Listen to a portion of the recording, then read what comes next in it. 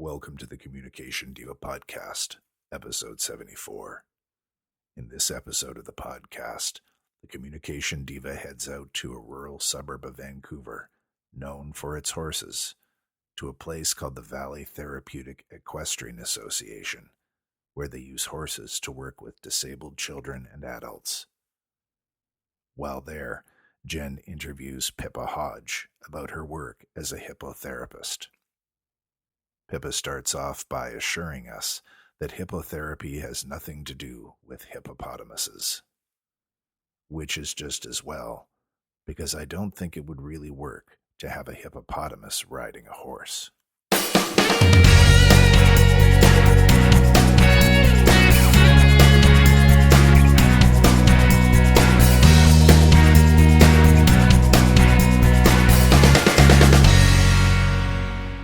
Hi, this is Jen Swanson, and you're listening to Communication Diva, the podcast that hopes to entertain you, talks about communication skills, and interviews interesting people. And I'm hoping that you will take something away with you from your time that you spend with me. And I really want to say thank you for that time, because I know people are busy. There are lots of things going on in the world, and I really appreciate that you are here listening to the work that I'm doing and to the people that I'm interviewing, and I'm sure they appreciate it too.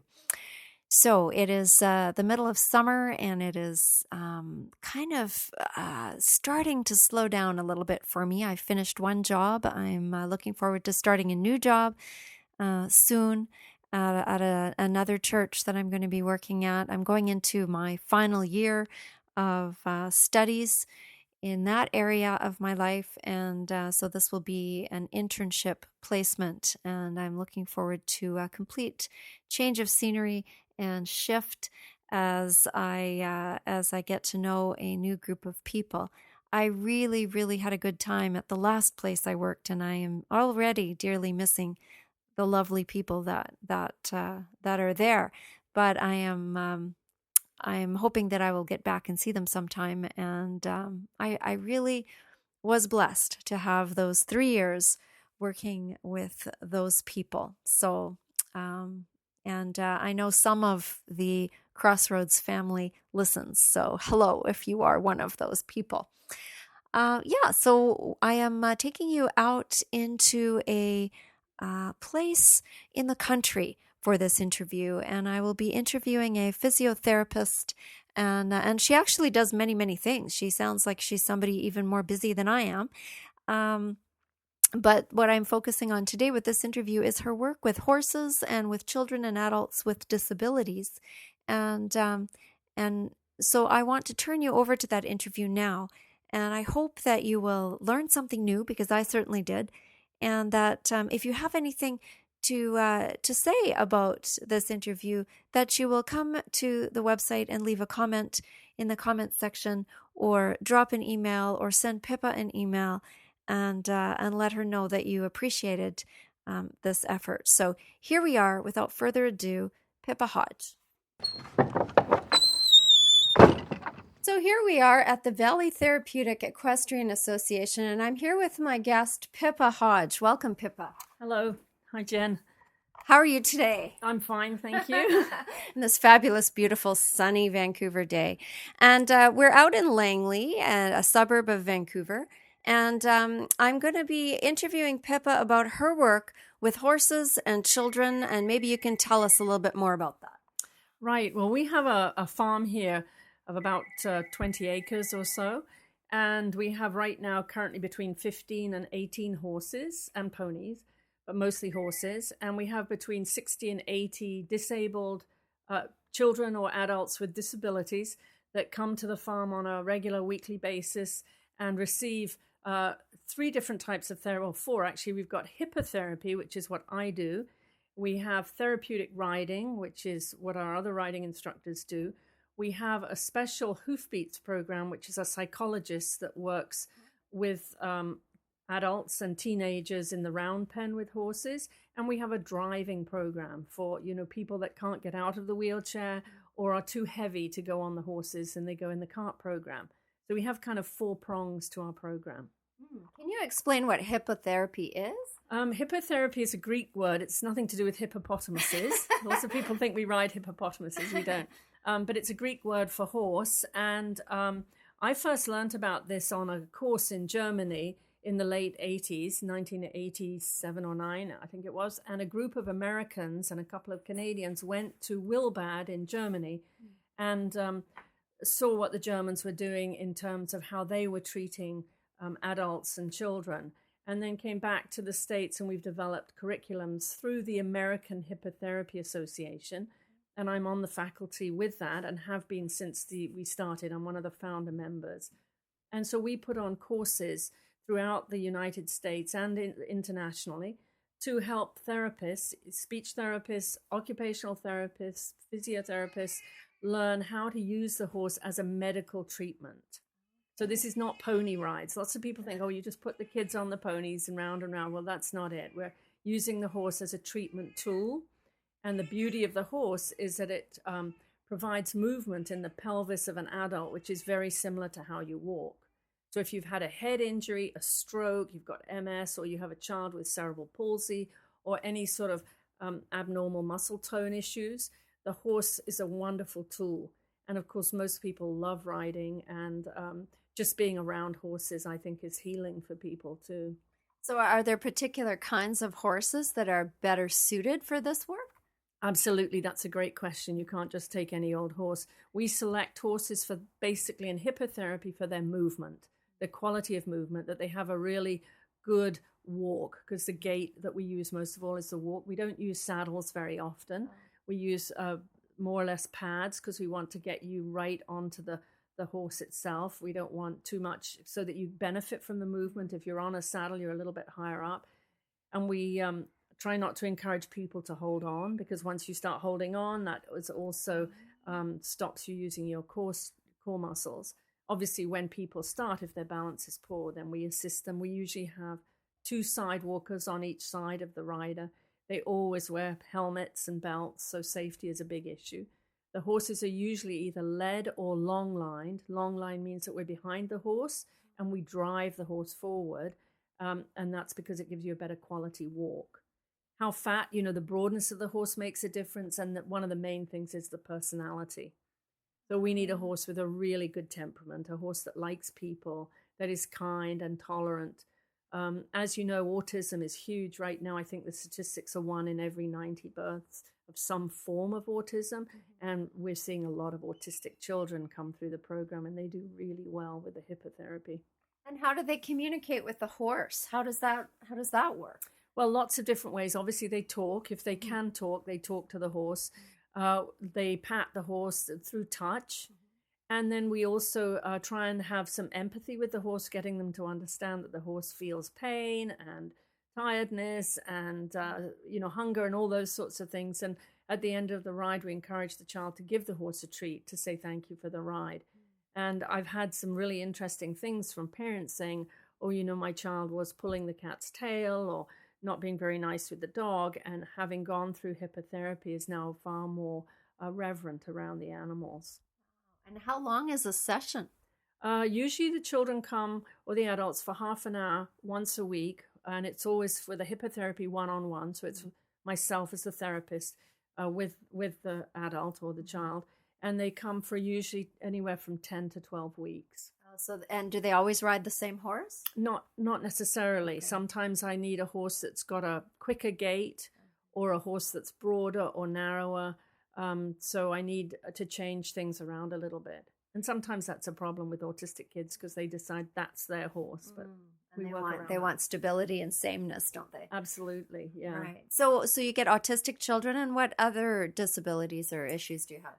All sorts of disabilities, mostly cerebral palsy. They do really, children with cerebral palsy, because of their increased muscle tone, do very well. We also put them in different positions on the horse. So it's not just sitting forward.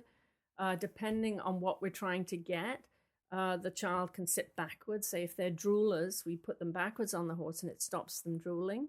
Really? Yeah. How does that work? Well, I think we're not actually sure. I've spoken to a lot of my speech and language therapists, but they think it could be something to do with the positioning of the way you sit when you're facing backwards, and the tongue and all that sort of stuff. Huh. And a lot of kids with, say, poor hand function, children that have had strokes, hemiplegia, children do really well. And we do have some children with just a global delay, no specific diagnosis. Learning disabilities. I've got kids with anxiety.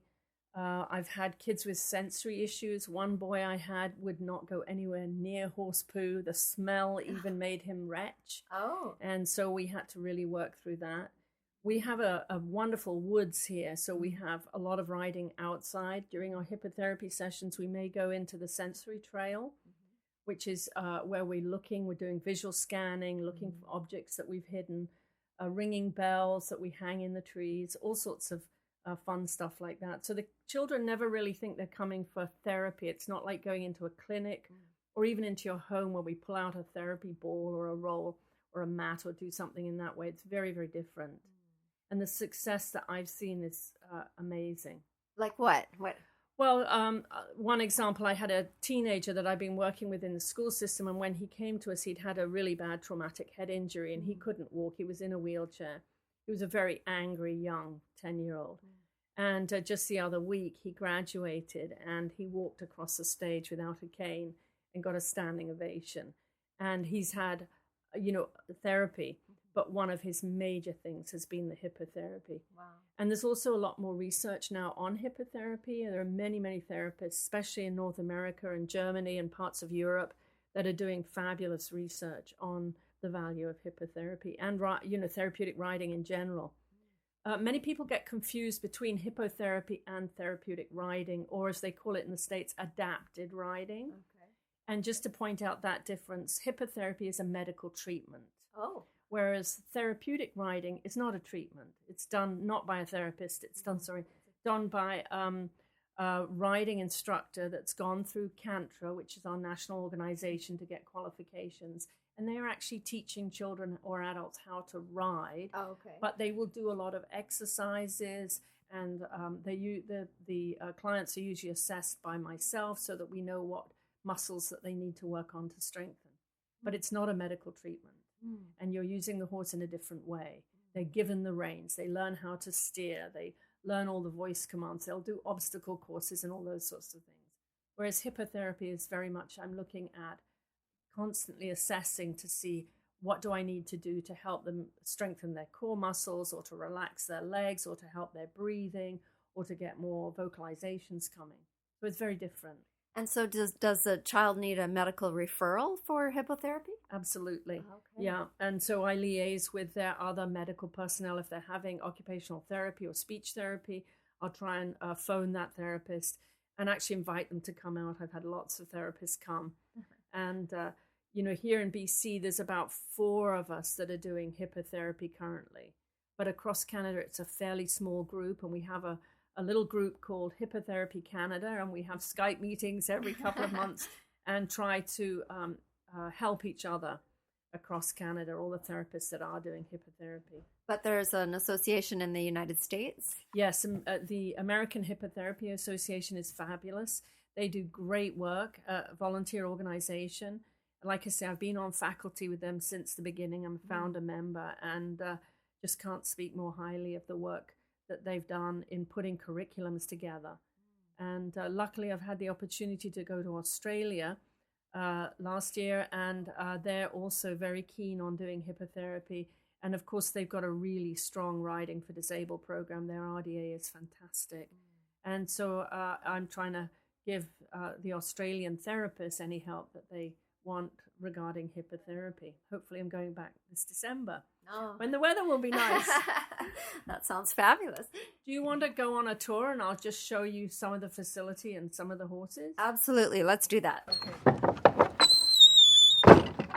Okay, so now we're standing in a large arena.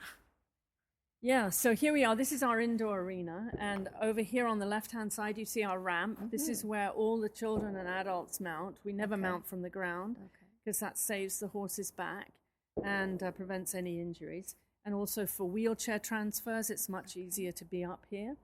And we try and encourage the children to get on. That's why you can see a number of different levels. So they can, with assistance and with supervision, they can get on. And we always have somebody on the other side, so to help. This is our program where all the children, you can see how many people, and currently now we have over 100 for the summer program. Wow. We're also running summer camps this year. Oh, great. So it's pretty busy, yeah. Yeah, we started our first camp in spring break. It was really fun. We had a couple of children who were totally visually impaired, and they did really well, and they do grooming and the whole bit. During the hippotherapy session, it is just the hippotherapy. They don't do any of the grooming or horse care. So for the children or the adults that are more interested in that aspect, they come to the camps. Okay, you have adults as well then? We do. We have some adults. I've had adults with fibromyalgia, chronic fatigue, a shoulder impingement syndrome, MS. And in fact, a lady I had with MS did really quite well. She said after her hippotherapy that she didn't have to do the dishes with one hand. You know, she always used to have to hold on to the sink, but she could use two hands.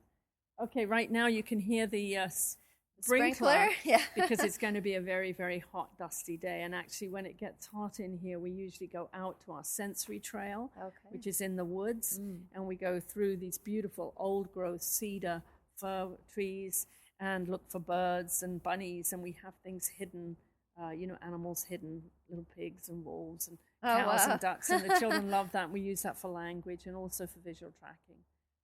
So over on the far side, you'll see a white cupboard, and in there are a lot of our props that we use. So some of the children that are tactile defensive, if they don't like touching stuff, we've got lots of different things they can do.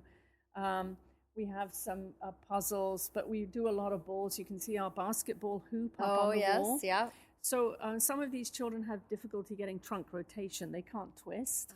So for the basketball games, that's fun, especially for the sort of teenage kids. They like to do more active stuff. And they do that from the horse? Yeah. So we're on the horse. The horses are well trained to do anything like this. Wow. Yeah. How long does it take a horse to be familiar and used to this program? It depends. We like to get horses that are at least 10 or 11 years old, so they're well broken, that they've been around the block a few times. And then it's a question of getting them desensitized to bubbles and toys being thrown at them. And we usually have them in trial for a month and see how they work out. And also getting used to wheelchairs and crutches and walkers and kids screaming and pulling and crying. I had one deer horse star who was here for years, and she would tolerate anything except crying. And she just would stress out if a child cried. She was such a good animal. So it's really sad when we do, these horses are in the program for a long time. It's always sad when we lose them. And luckily we've got several wonderful people here who have taken some of our older horses and retired them. So that's always nice. And we are always short of money. We're a charity organization. It's always a struggle. And although people do pay for the rides, it only sort of covers a fraction of the cost. Sure, if you've got that many horses and this large space that you're trying to maintain, and I can see that for sure. And we rent this, so we're always looking for money for the rent as well, and then salaries. But anyway, it's amazing to me how we've been able to keep going over the years and grow, and had tremendous community support. And our volunteers are so important. Well, your mother, she's a volunteer here. In fact, our music comes thanks to her. Oh, wow. Yeah, the kids love music, so often we'll put their CDs on and let them ride to, music and play musical games. But no, the volunteers are super important, because for every one child that rides, I need 3 volunteers. My goodness. So that's a high ratio. Yeah, if you've had 100 children booked here. Yeah, it's a lot. I mean, not all of them need 3 volunteers. Some of them are independent riders. That's our aim is to always have them go independent, not in the hippotherapy program, but in the therapeutic riding program. Right. But we're always needing volunteers, to be able to walk on each side and make sure the children are okay on the horse, and to help us out, keeping them safe. Keeping the horse safe and keeping the children safe. Yeah. Great. So over here are the helmets. So everybody wears a helmet. That has to be fitted properly. And then we have the transfer belts. A lot of programs don't use belts, but I always feel happier if the horse is going to do anything, if they trip or stumble, or if they should shy. I had a lady walk in here the other day with an umbrella, and just opened the umbrella right here at the loading ramp. And luckily the horse was terrific. But, that could have been a train wreck. Right. So that's why I like to have the belts on. So this is a belt that goes around the waist of the child so that you can quickly grab something. If the child has a feeding tube, like we have many kids with tubes or, baclofen pumps or any of those medical things, and we have to be particularly careful with that. Let's go in. I'll show you some of the horses. Okay, that would be great.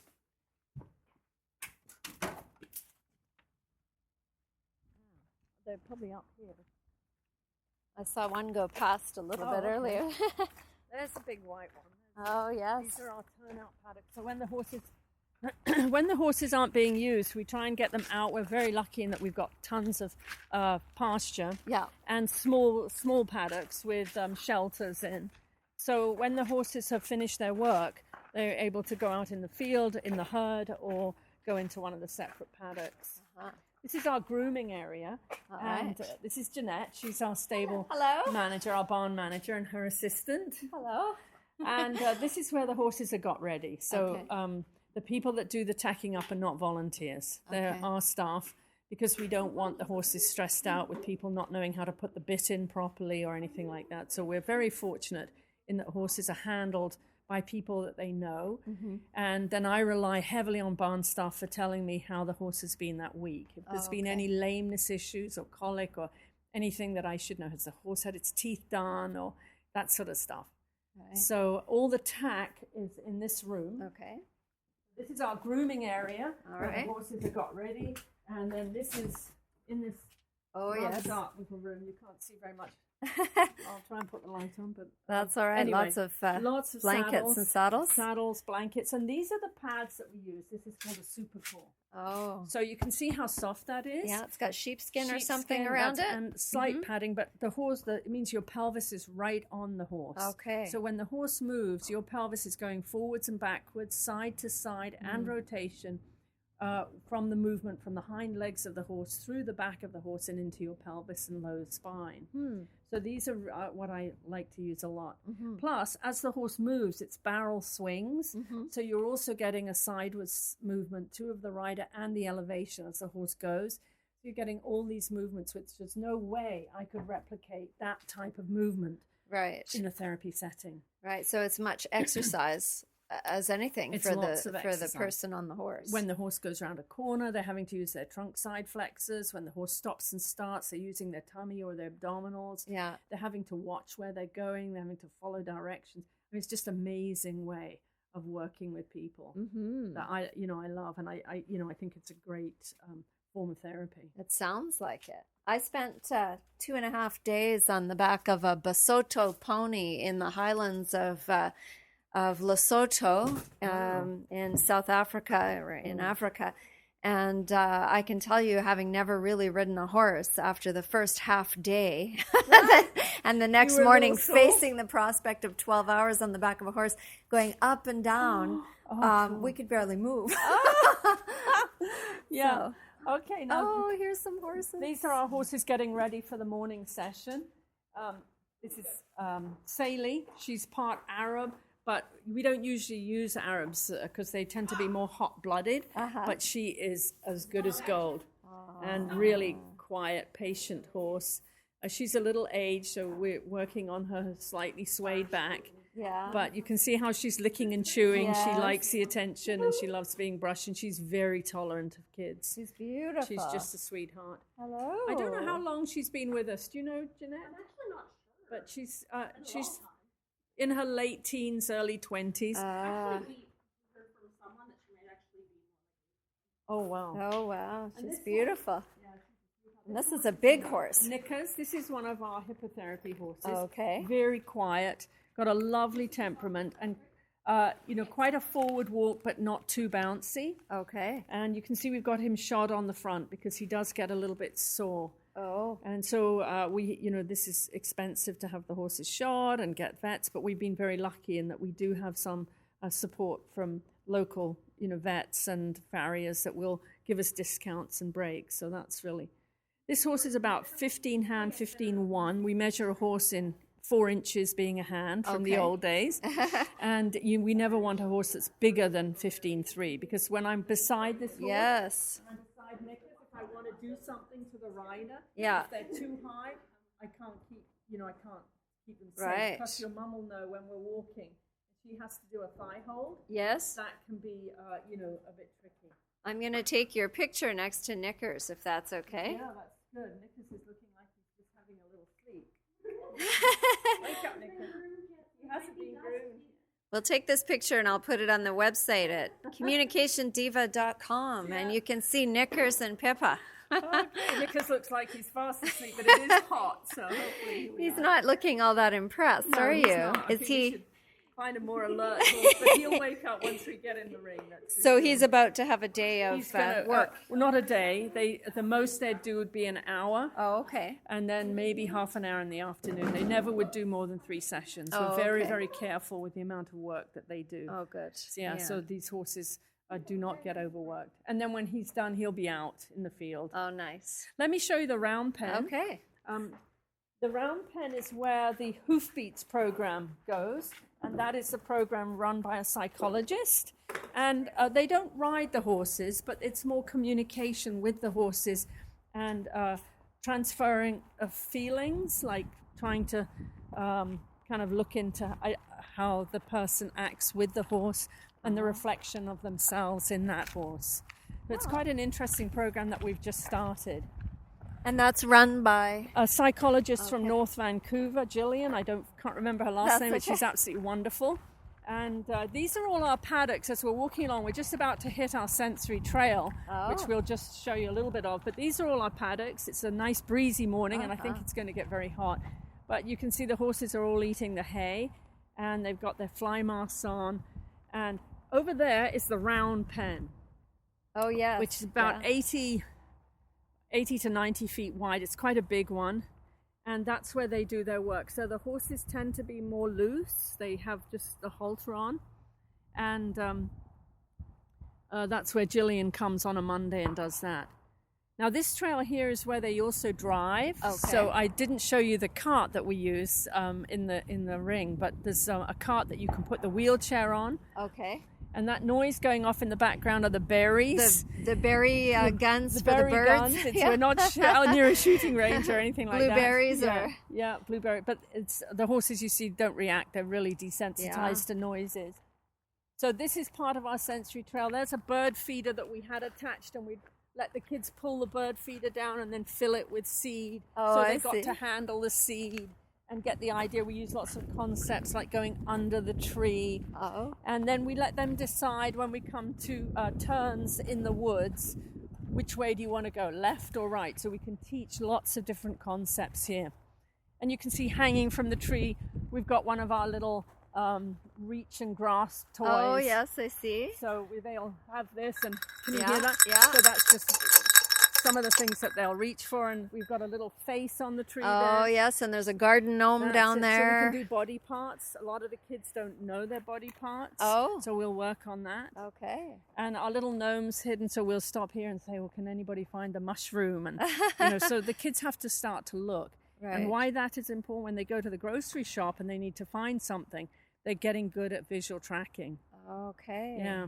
It's beautiful in here. It's gorgeous, isn't Absolutely it? gorgeous. And then if we just go down to, I won't take you all Yeah, the way that's through, fine. because we could be in here for an hour. But just here's sort of the junction, and you get an idea. We can do steep hills, or we can do much easier terrain. And if I think the child isn't ready for this, we've got a field at the bottom which is completely flat. Okay. So we can grade what we want to do. And you see the little blue butterfly we've got hidden there. Yeah, and there's a little bridge or something There's it a looks like bridge down there. So we practice going over and under, and we have a little duck hidden down there. And then this way we go to another bridge. So you can actually do circuits, but there's many, many different trails in here. Lovely. So it's kind of fun. And the cedars are so tall, and it's just absolutely gorgeous with birds and butterflies. And what a lovely spot. Mm-hmm. The good thing about being on a horse is that you look down on people. And so often with the children that we work with, they're in wheelchairs, or even our teenagers. And so it's a whole different ball game when you're up on a big, powerful horse that weighs 1,000 pounds, looking down on the world. So I think, from a psychological point of view, that also has some bearing in why hippotherapy, therapeutic riding, adapted riding is so much fun. Does it help them with self-esteem? I think so. Yeah. I really do. Yeah. And, often for the parents, the parents will take photographs and show the pictures to the family. And, I think it's really, it's not like coming to a hospital or a clinic. That's my point. That when they come here, it's like, oh, we're going to the farm. Right. So. Right. It's just a very different, very alive environment. And people travel a long way. We get people from Chilliwack, North Vancouver, Richmond. Although there are other riding programs in areas, a lot of people choose to come here because we offer the hippotherapy and the driving and the sort of psychological aspect. All the different programs. Yeah. Well, that's fantastic. That's fantastic. So how do people find you? How do they hear about you? Usually through word of mouth or on the internet. Mm-hmm. We've got a website, www.vtea.ca. Or people look up on the American Hippotherapy Association website and find me through that. And I actually, if you Google Pippa Hodge, I've got a little bit of some of my work. But a lot word of mouth, and because we have so many volunteers and 100 and odd people coming here for riding therapy and hippotherapy, it's word of mouth. Right. That's a powerful way to get the word across. Yeah. Well, I hope that people will come to the website for the Valley Therapeutic Equestrian Association and check it out and see all of the amazing work that you and many of the other people here are doing, because I'd never heard of hippotherapy before. Not really being in the horse world, but I think it would be something that would be of interest to many, many people out there. I think so. And there are so many people with disabilities that would benefit from this form of therapy. Right. So, if anybody needs any help, please feel free to contact me. And I'm hopeless on email, but I do eventually. I have so many emails, but I eventually answer them. But, if anybody needs any advice or help, I'd suggest going to the CANTRA website. That's our Canadian Therapeutic Riding Association website, or AHA, the American Hippotherapy Association, or give me a call at pippah033@gmail.com. Great. And I will put all of those links on the show notes at communicationdiva.com, episode 74. And I am really grateful that you took all this time out of your busy, busy life, because you have many other jobs that you do, it sounds like, to spend time and show me around this wonderful place. Well, thanks, Jen. It's great that you came out here. I've really enjoyed talking to you, and I hope it's made sense and that you have a clearer understanding now of what we do and how hippotherapy can benefit. I do. Thank you. Great. Thanks, Jen.